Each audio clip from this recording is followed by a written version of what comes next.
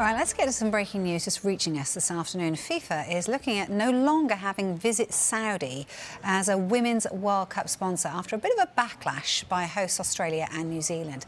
Sky News sports correspondent Rob Harris has broken the story. So, Rob, give us the background and what are the developments today then? There's been a huge backlash to this reported news a month ago that Visit Saudi could be a sponsor of the Women's World Cup in Australia and New Zealand later this year. And there have been talks between the Australians, the New Zealand officials and FIFA in recent weeks.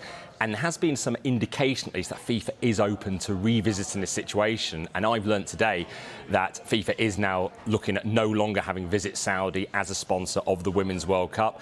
We'd also had players in recent weeks, particularly Alex Morgan in the US, speaking out saying such a sponsorship didn't align with their values. And we've been hearing from Australians and New Zealanders as well, saying the problem of having Visit Saudi as a sponsor of the Women's World Cup, it's a country, Saudi Arabia, without full equality for women, also with anti-LGBT laws, criminalising same-sex relations. And this made it so problematic, potentially having Visit Saudi as a sponsor.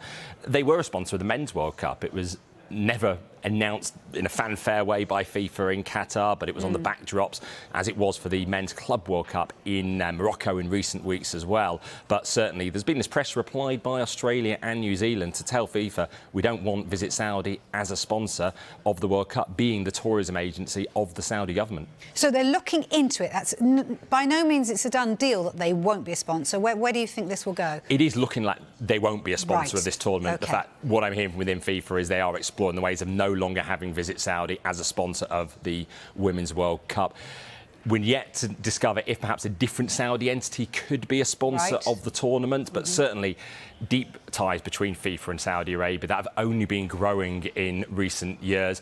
The Club World Cup will be in Saudi Arabia later this year, so a Premier League team could well be there if they do win the Champions League. So that is a sign of these deep relations. FIFA have been regularly visiting there. Saudi Arabia also in the running potentially for a World Cup bid for 2030 as well, for the Men's World Cup in conjunction with other countries. But I think FIFA have sensed the backlash to this and the unease, particularly in Australia and New Zealand, an event that will have public money put behind it as well. Not only England, of course, playing there, Ireland having qualified for a Women's World Cup for the first time as well. So it does seem look like FIFA is revisiting this sponsorship deal to realise that there is a lot of concern from within the game about the potential for Visit Saudi to be on the sponsor backdrops and things like that.